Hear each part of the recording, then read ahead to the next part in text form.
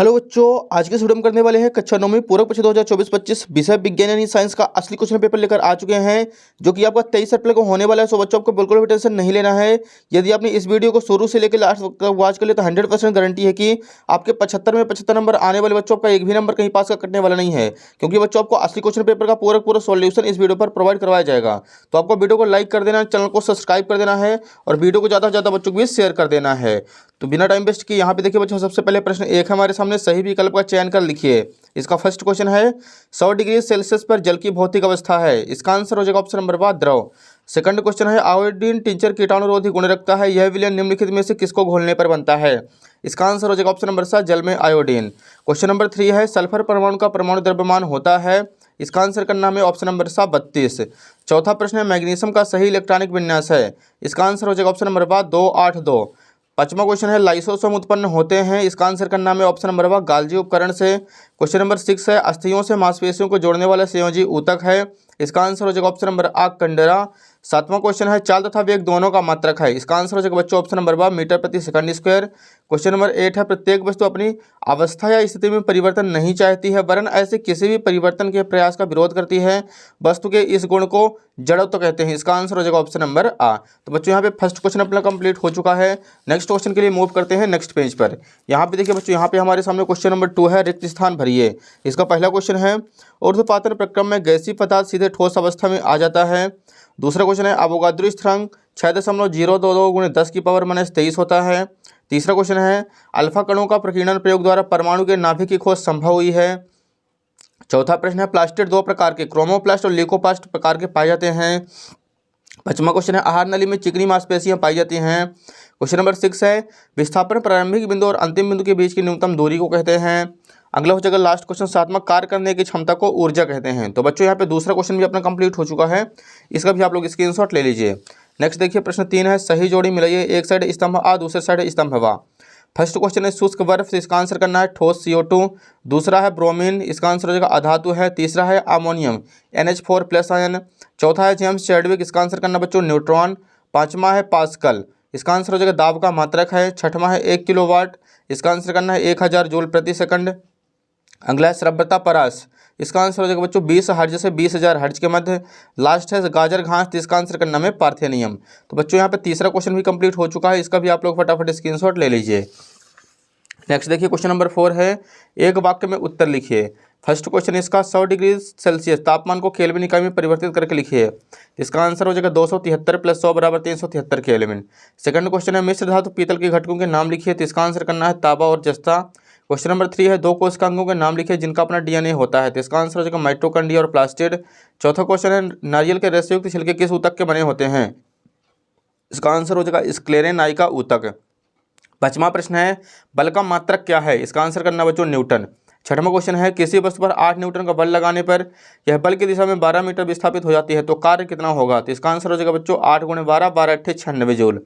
सातवां क्वेश्चन है रबी की 2 फसलों के नाम लिखिए। तो इसका आंसर करना हमें चना और गेहूं रबी की 2 फसलें हैं। तो बच्चों यहाँ पे क्वेश्चन नंबर 4 भी अपना कंप्लीट हो चुका है, इसका भी आप लोग फटाफट स्क्रीनशॉट ले लीजिए। नेक्स्ट देखिए प्रश्न 5 है वाष्पीकरण को प्रभावित करने वाले कोई 2 कारक लिखिए। तो ये लीजिए बच्चों पांचवें का आंसर, यहाँ पे हेडिंग डालेंगे वाष्पीकरण को प्रभावित करने वाले कारक निम्न है। पहला हो जाएगा सतह का क्षेत्रफल, दूसरा वायु की गति, तीसरा हो जाएगा आर्द्रता की मात्रा, चौथा हो जाएगा तापमान। अगला क्वेश्चन नंबर 6 है निलंबन के कोई 2 गुणधर्म लिखिए। तो ये लीजिए बच्चों छठवें का आंसर, निलंबन के गुणधर्म निम्न है। पहला हो जाएगा दृश्यता, कणों को आंखों से देखा जा सकता है। दूसरा हो जाएगा मिश्रण का प्रकार, विषमांगी मिश्रण होता है। अगला क्वेश्चन नंबर 7 है विलयन की सांद्रता दर्शाने वाली कोई 2 विधि लिखिए। तो लीजिए बच्चों 7वें का आंसर, सबसे पहली विधि लिखेंगे द्रव्यमान प्रति विलयन के द्रव्यमान प्रतिशत, विलय का द्रव्यमान बटे विलयन का द्रव्यमान × 100। दूसरा लिखना है द्रव्यमान प्रति विलयन के आयतन प्रतिशत, विलय पदार्थ का द्रव्यमान बटे विलयन का द्रव्यमान × 100। तो बच्चों यहाँ पे 7वें का भी क्वेश्चन का आंसर कंप्लीट हो चुका है, इसका भी आप लोग स्क्रीनशॉट ले लीजिए। नेक्स्ट देखिए प्रश्न 8 है समस्थानिक के कोई 2 अनुप्रयोग लिखिए। तो ये लीजिए बच्चों इसका आंसर, सबसे पहले हेडिंग डाल देंगे समस्थानिक के 2 अनुप्रयोग निम्न हैं। पहला हो जाएगा कैंसर के उपचार में कोबाल्ट के समस्थानिकों का उपयोग किया जाता है। दूसरा पॉइंट करना घेंघा रोग के उपचार में आयोडीन के समस्थानिकों का उपयोग किया जाता है। तो यह हो जाएगा बच्चों 8वें का आंसर।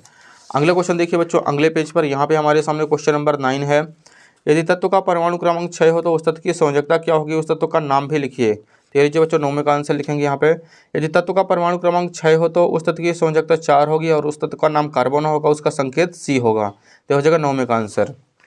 क्वेश्चन नंबर 10 है न्यूरॉन का नामांकित चित्र बनाइए, तो ये आप लोगों से बन जाएगा। क्वेश्चन नंबर 11 है एरिओलर संयोजी ऊतक के कोई दो कार्य लिखिए, तो लीजिए बच्चों 11 का आंसर।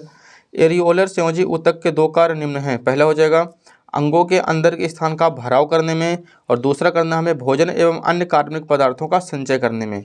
तो हो जाएगा बच्चों क्वेश्चन 11 का आंसर। अगला क्वेश्चन 12 है दूरी और विस्थापन में अंतर लिखिए कोई दो। तो बच्चों इसमें एक साइड हमें हेडिंग डालना है दूरी, दूसरे साइड विस्थापन। पहला पॉइंट लिखना है दूरी एक अदिश राशि है, विस्थापन एक सदिश राशि है। दूसरा पॉइंट लिखना है दूरी वस्तु द्वारा तय किए गए पथ की लंबाई पर निर्भर करती है, विस्थापन वस्तु द्वारा तय किए गए पथ की लंबाई पर निर्भर नहीं करता। तो हो जाएगा बच्चों क्वेश्चन नंबर 12 का आंसर। अगला क्वेश्चन 13 है न्यूटन का गति संबंधी द्वितीय नियम लिखिए। तो लीजिए बच्चों 13 का आंसर। न्यूटन का गति संबंधी द्वितीय नियम किसी वस्तु के संवेग में परिवर्तन की दर उस पर आरोपित बल के अनुक्रमानुपाती होती है और यह परिवर्तन आरोपित बल की ही दिशा में होता है। तो हो जाएगा बच्चों क्वेश्चन नंबर 13 का आंसर। एंड इसका भी आप लोग फटाफट स्क्रीनशॉट ले लीजिए, इसका आंसर आपको अच्छे से याद कर लेना है। क्वेश्चन 14 है निम्नलिखित में से किसका जड़त्व अधिक है। फर्स्ट क्वेश्चन है एक रबर की गेंद अथवा उसी आकार का पत्थर, एक साइकिल अथवा रेलगाड़ी। तीसरा है 5 रुपये के सिक्के अथवा 1 रुपये के सिक्के का। चौथा है 1 किलोग्राम लोहे का टुकड़ा या 1 किलोग्राम लकड़ी का टुकड़ा। तो लीजिए बच्चों आंसर सबसे पहले का आंसर लिखेंगे पत्थर, दूसरे का हो जाएगा रेलगाड़ी, तीसरे का हो जाएगा 5 रुपये के सिक्के का और चौथे का हो जाएगा बच्चों बराबर होगा। तो हो जाएगा उत्तर क्रमांक 14। अगला क्वेश्चन देखिए बच्चों अगले पेज पर, यहाँ पे हमारे सामने क्वेश्चन नंबर 15 है आर्किमिडीज के सिद्धांत के कोई दो अनुप्रयोग लिखिए। तो यहाँ पे करेंगे सबसे पहले आर्किमिडीज के सिद्धांत के दो अनुप्रयोग निम्न है। पहला हो जाएगा जलयानों एवं पनडुब्बियों की डिजाइन बनाने में काम आता है। दूसरा पॉइंट करना है दुग्ध मापी जो दूध के किसी नमूने की शुद्धता की जांच के लिए प्रयुक्त किया जाता है। अगले क्वेश्चन 16 देखिए क्या कारण है कि लोहे की एक छोटी सी कील पानी में डूब जाती है जबकि लोहे का ही बना जहाज पानी में नहीं डूबता। तो लीजिए बच्चों 16 का आंसर करेंगे लोहे की कील का घनत्व पानी से बहुत ज़्यादा होता है इसलिए आसानी से डूब जाती है। जहाज द्वारा हटाए गए पानी का वजन उसके वजन के बराबर होता है इसलिए यह तैरती रहती है। तो हो जाएगा बच्चों उत्तर क्रमांक 16 का आंसर।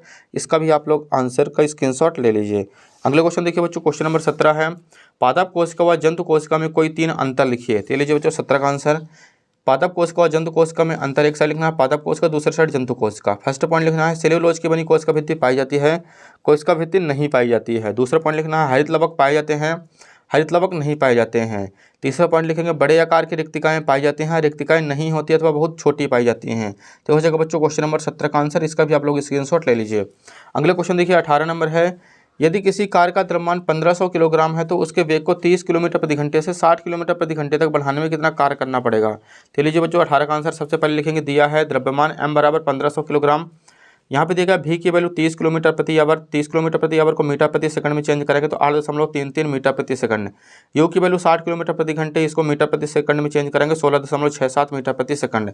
किया गया कार्य का फॉर्मूला लगाना है तो यहाँ पे होता है w बराबर 1/2 mv² माइनस 1/2 mu²। 1/2 m ले लेंगे कॉमन तो अंदर बचेगा v² माइनस का u²। 1/2 m की वैल्यू आ जाएगी 1500 इंटू v² की वैल्यू दी गई है 16.67 का स्क्वायर माइनस u की वैल्यू दी गई है 8.33 का स्क्वायर 750 आ जाएगा। इसका वर्ग कराएंगे तो यहाँ पे आ जाएगा 277.8889 माइनस 69.3889। इन दोनों को माइनस करेंगे तो यहाँ पे आ जाएगा 750 गुणे 208.5। इसका गुणा कराएंगे तो यहाँ पे आ जाएगा 1,56,375 जूल। तो ये हो जाएगा उत्तर क्रमांक 18 का राइट आंसर। इसका आप लोग सॉल्यूशन तैयार कर लीजिए अच्छे से। अगला क्वेश्चन नंबर 19 है मधु उत्पादन के लिए प्रयुक्त मधुमक्खी में कौन से 3 वांछित गुण होने चाहिए। तो लीजिए बच्चों 19 का आंसर। पहला लिखना है छत्ते में शहद को इकट्ठा करने की कुशल दक्षता होनी चाहिए। दूसरा पॉइंट करना है अपने शत्रुओं से अपनी रक्षा की सामर्थ्य शक्ति होनी चाहिए। तीसरा पॉइंट करना है रानी मधुमक्खी में अधिक से अधिक अंडा पैदा करने की क्षमता होनी चाहिए। तो हो जाएगा बच्चों क्वेश्चन नंबर 19 का आंसर। इसका आप लोग स्क्रीनशॉट ले लीजिए। अगला क्वेश्चन देखिए 20 नंबर है निम्नलिखित के सूत्र लिखिए। पहला क्वेश्चन है सोडियम ऑक्साइड, दूसरा है एल्यूमिनियम ऑक्साइड, तीसरा है सोडियम सल्फाइड, चौथा है कैल्शियम कार्बोनेट। तो लीजिए बच्चों क्वेश्चन नंबर 20 में सबसे पहला आ नंबर हो जाएगा सोडियम ऑक्साइड Na2O, दूसरा है एल्यूमिनियम ऑक्साइड Al2O3, तीसरा है सोडियम सल्फाइड Na2S, चौथा है कैल्शियम कार्बोनेट CaCO3। तो हो जाएगा बच्चों उत्तर क्रमांक 20 का आंसर। इसका भी आप लोग स्क्रीनशॉट ले लीजिए। अगले क्वेश्चन देखिए बच्चों अगले पेज पर, यहाँ पे हमारे सामने क्वेश्चन नंबर 21 है गति में परिवर्तन की दर को कैसे ज्ञात किया जा सकता है, इसे क्या कहते हैं एंड इसका मात्रक भी लिखिए। तो लीजिए बच्चों 21 का आंसर सबसे पहले लिखेंगे किसी वस्तु के वेग में परिवर्तन की दर को त्वरण कहते हैं। इसका मात्रक मीटर प्रति सेकंड स्क्वायर होता तथा यह एक सदिश राशि है। किसी वस्तु के संवेग में परिवर्तन वस्तु के द्रव्यमान और वेग के परिवर्तन के गुणनफल के बराबर होता है। इस संबंध को delta P equal M into delta V के रूप में व्यक्त किया जाता है। इसी प्रकार हम गति में परिवर्तन के दर को ज्ञात कर सकते हैं। तो ये हो जाएगा बच्चों क्वेश्चन नंबर 21 का आंसर। इसका आप लोग सॉल्यूशन अच्छे से तैयार कर लीजिए। अगला क्वेश्चन देखिए, लास्ट क्वेश्चन नंबर 22 है। ध्वनि के बहुल परावर्तन के 4 उपयोग लिखिए। तो ये लीजिए बच्चों लास्ट क्वेश्चन 22 का आंसर। ध्वनि के बहुल परावर्तन के 4 उपयोग निम्न हैं। पहला लिखना है, पराध्वनि संसूचक एक ऐसा यंत्र जो पराध्वनि तरंगों का उपयोग करके मानव शरीर के आंतरिक अंगों का प्रतिबिंब प्राप्त करने के लिए काम में लाया जाता है। दूसरा पॉइंट लिखना है, कई वाद्य यंत्रों में इसका उपयोग किया जाता है। तीसरा पॉइंट लिखना है, मेगाफोन, स्टेथोस्कोप आदि में इसका उपयोग किया जाता है। और चौथा पॉइंट लिखना बच्चों, ध्वनि को बढ़ाने और ध्वनि को एक विशेष दिशा में केंद्रित करने के लिए किया जाता है। तो हो जाएगा लास्ट क्वेश्चन नंबर 22 का आंसर। इसका भी आप लोग स्क्रीनशॉट ले लीजिए और अच्छे से आपको इसका आंसर याद कर लेना। तो बच्चों उम्मीद है कि वीडियो पसंद है। वीडियो को लाइक कीजिए, चैनल को सब्सक्राइब कर दीजिए और वीडियो को ज़्यादा से ज़्यादा बच्चों को भी शेयर कर दीजिए।